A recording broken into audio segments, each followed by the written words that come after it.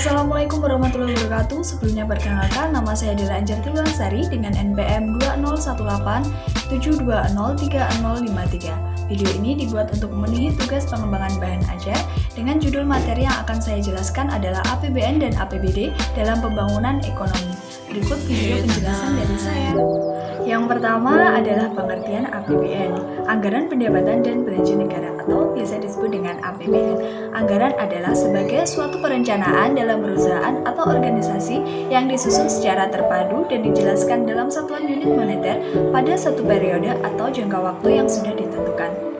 Artinya, kebutuhan keuangan untuk membiayai suatu kegiatan. Di Indonesia, kebutuhan keuangan tersebut disusun dalam suatu anggaran pendapatan dan belanja negara atau yang tadi kita sebutkan APBN. APBN adalah rencana keuangan tahunan negara pemerintah yang disetujui oleh Dewan Perwakilan Rakyat atau DPR. APBN merupakan salah satu perwujudan pasal 23 Undang-Undang Dasar 1945 dan tahun 2020 APBN diatur dalam Undang-Undang Nomor 20 Tahun 2019. Berikutnya adalah fungsi APBN. Yang pertama, fungsi alokasi. Fungsi alokasi adalah salah satu fungsi yang bertujuan untuk membagi proporsionalitas anggaran dalam melakukan pengalokasian pembangunan dan pemerataan. Yang kedua, fungsi distribusi. Fungsi ini bertujuan untuk penyaluran dana kepada masyarakat berdasarkan alokasi yang sudah ditetapkan. Yang ketiga, fungsi stabilitasi. Fungsi ini bermakna bahwa anggaran negara berfungsi untuk menjaga keseimbangan antara masyarakat melalui intervensi guna mencegah inflasi. Fungsi keempat, fungsi otoritas, mengandung arti bahwa anggaran negara adalah tonggak atau pokok pelaksanaan pendapatan dan belanja dalam setiap tahunnya. Yang kelima, fungsi perencanaan. Perencanaan APBN berfungsi untuk mengalokasikan sumber daya sesuai dengan apa yang sudah direncanakan setiap tahunnya. Yang keenam, fungsi regulasi APBN. Fungsi ini digunakan untuk mendorong kebutuhan ekonomi suatu negara dan bertujuan jangka panjang untuk meningkatkan kemakmuran rakyat. Selanjutnya adalah tujuan APBN. Tujuan APBN terdapat dalam undang-undang yang sudah ditetapkan oleh pemerintah antara lain 1. Sebagai pedoman penerimaan dan pengeluaran negara dalam melaksanakan tugas kenegaraan. 2. Meningkatkan transparansi dan pertanggungjawaban pemerintah kepada DPR dan masyarakat luas. 3. Meningkatkan koordinasi antar bagian dalam lingkungan pemerintah.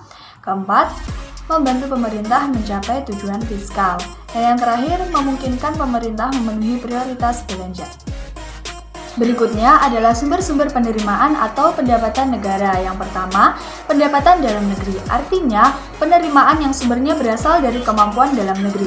Menurut Undang-Undang Republik Indonesia Nomor 17 Tahun 2003 tentang Keuangan Negara, yang termasuk penerimaan dalam negeri yaitu penerimaan perpajakan dan penerimaan negara bukan pajak. Penerimaan perpajakan adalah semua penerimaan yang terdiri atas pajak dalam negeri dan pajak perdagangan internasional. Yang dimaksud dengan pajak dalam negeri adalah semua penerimaan negara yang berasal dari pajak penghasilan. Sedangkan pajak perdagangan internasional adalah semua penerimaan negara yang berasal dari bea masuk dan pajak atau pungutan ekspor. Penerimaan negara bukan pajak adalah semua penerimaan yang diterima oleh negara dalam bentuk penerimaan dari sumber daya alam, bagian pemerintah atas laba BUMN, serta penerimaan negara bukan pajak lainnya. Dan yang kedua, penerimaan hibah. Hibah atau pendapatan dari luar negeri merupakan hadiah dari negara-negara donor yang memberikan kontribusi dana untuk keberlangsungan proses pembangunan di dalam negeri. Bentuk hibah bisa dalam bentuk uang, barang, jasa, atau surat berharga. Berikutnya adalah jenis-jenis belanja negara, yaitu yang pertama, belanja pemerintah pusat yang terdiri atas pengeluaran rutin adalah pengeluaran untuk kegiatan-kegiatan rutin yang sifatnya permanen atau terus-menerus, serta pengeluaran pembangunan adalah pengeluaran yang ditujukan untuk pembiayaan proses perubahan yang merupakan kemajuan dan perbaikan menuju ke arah yang ingin dicapai. Dan yang kedua, belanja pemerintah daerah. Belanja pemerintah daerah terdiri atas dana pertimbangan yaitu alokasi dana pengeluaran pemerintah pusat yang disesuaikan dengan kebutuhan. Dana perimbangan pemerintah daerah meliputi yang pertama, dana bagi hasil meliputi bagian daerah dari penerimaan pajak bumi dan bangunan atau disebut PBB. Kedua, dana alokasi umum atau DAU, yaitu bantuan umum yang digunakan sesuai dengan prioritas pembangunan daerah, batas arahan pemerintah pusat.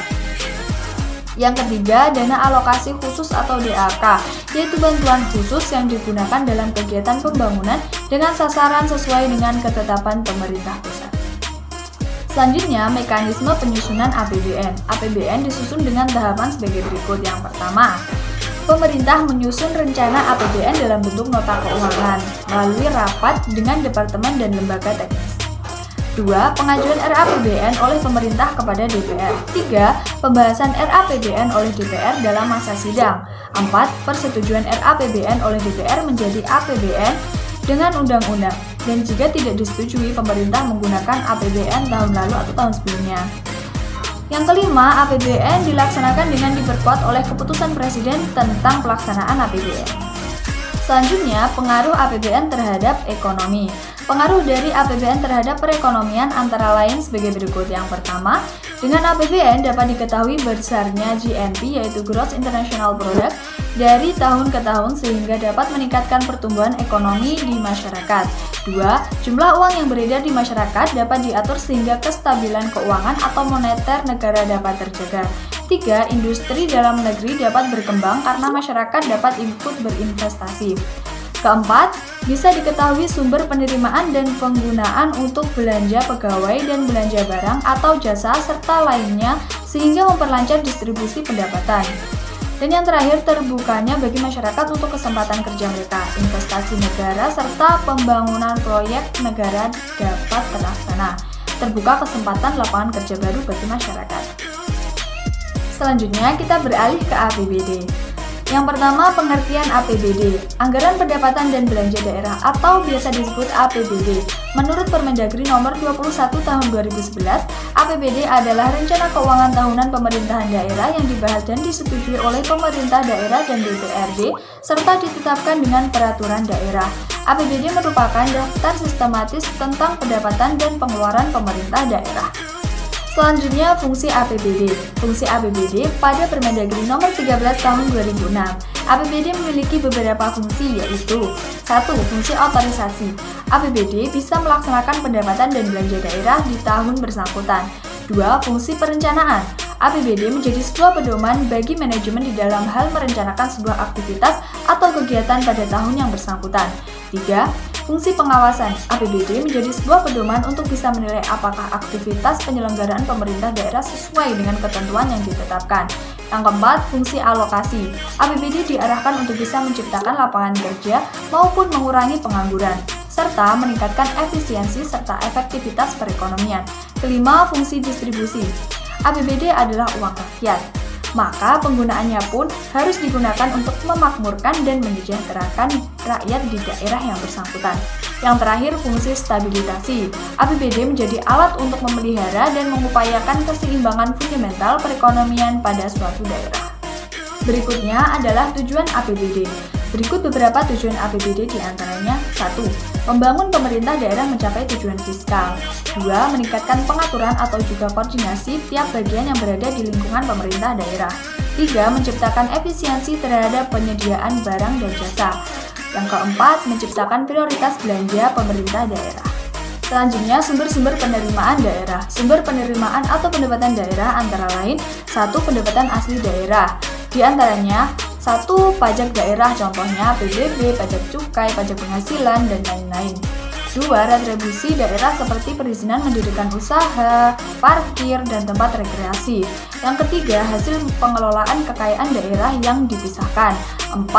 Pendapatan asli daerah lainnya. Yang kedua, penerimaan daerah, dana perimbangan. Di antaranya yang pertama, dana bagi hasil pajak atau bagi hasil bukan pajak. 2.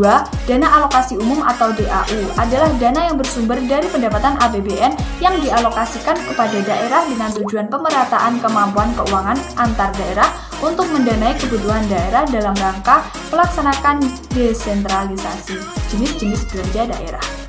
Dan yang ketiga, dana alokasi khusus atau DAK adalah dana yang bersumber dari pendapatan APBN yang dialokasikan kepada daerah tertentu dengan tujuan untuk membantu mendanai kegiatan khusus yang merupakan urusan daerah dan sesuai dengan prioritas nasional seperti pendidikan, kesehatan, dan lainnya.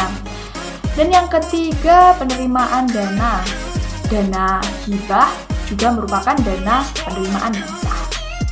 Berikutnya, jenis-jenis belanja daerah.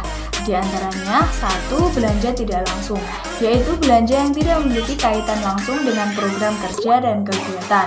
Belanja tidak langsung yaitu belanja pegawai, bunga, subsidi, hibah, bantuan sosial, bantuan keuangan kepada provinsi, kabupaten, kota, dan pemerintah desa atau partai politik. Yang kedua, belanja langsung, yaitu belanja yang memiliki kaitan langsung dengan program kerja dan kegiatan daerah. Belanja langsung terdiri dari beberapa komponen lain seperti belanja pegawai termasuk honorarium PNS, honorarium non-PNS, uang lembur, belanja beasiswa pendidikan PNS, belanja kursus, pelatihan, sosialisasi, dan bimbingan teknis PNS. Selanjutnya, mekanisme penyusunan APBD yaitu 1. Pemerintah daerah menyusun RAPBD atau Rancangan Anggaran Pendapatan dan Belanja Daerah. 2. Pemerintah daerah akan mengajukan RAPBD tersebut kepada DPRD untuk dirapatkan apakah RAPBD tersebut disetujui atau tidak disetujui. 3. Jika DPRD memutuskan untuk menyetujui RAPBD, maka RAPBD akan disahkan menjadi APBD. Yang keempat, APBD ditetapkan dengan perda paling lambat 1 bulan setelah APBN disahkan. Kemudian perubahan APBD ditetapkan dengan perda paling lambat 3 bulan sebelum berakhirnya anggaran. Yang terakhir, APBD yang telah ditetapkan dengan perda disampaikan kepada gubernur bagi pemerintah kota atau kabupaten dan kepada presiden melalui Mendagri bagi pemerintah provinsi. Selanjutnya adalah pengaruh APBD terhadap pembangunan ekonomi, yaitu 1. Mengenai dampak dari pengelolaan anggaran pendapatan dan belanja daerah atau APBD, mempengaruhi perekonomian yang dimiliki, kesejahteraan masyarakat yang ada di daerah. 2. Mampu mereduksi tingkat kemiskinan yang ada di suatu daerah secara signifikan. 3. Mempengaruhi terhadap pengurangan atau penanggulangan masalah pengangguran yang dimiliki di daerah masing-masing. Yang terakhir, mempengaruhi tingkat pertumbuhan ekonomi secara signifikan melalui alokasi APBD. Analisis saya mengenai informasi dan data yang saya peroleh serta pola hubungannya, yaitu pola hubungan yang terjadi antara APBN dan APBD, yaitu APBN menjadi sumber bagi beberapa pendapatan APBD. Salah satunya adalah dana perimbangan, di mana dana ini berasal dari APBN yang ditransfer ke APBD. Sedangkan kesimpulan dari penjelasan tadi adalah APBN adalah rencana keuangan tahunan negara pemerintah yang disetujui oleh Dewan Perwakilan Rakyat atau DPR. APBD merupakan daftar sistematis tentang pendapatan dan pengeluaran pemerintah daerah. Jadi, APBN dan APBD memiliki arti yang sama, hanya saja APBN adalah anggaran keseluruhan negara, sedangkan APBD merupakan anggaran setiap daerah masing-masing. Sekian penjelasan saya mengenai APBN dan APBD dalam pembangunan ekonomi. Maaf jika ada salah kata yang disengaja maupun tidak. Semoga bermanfaat dan wassalamualaikum warahmatullahi wabarakatuh.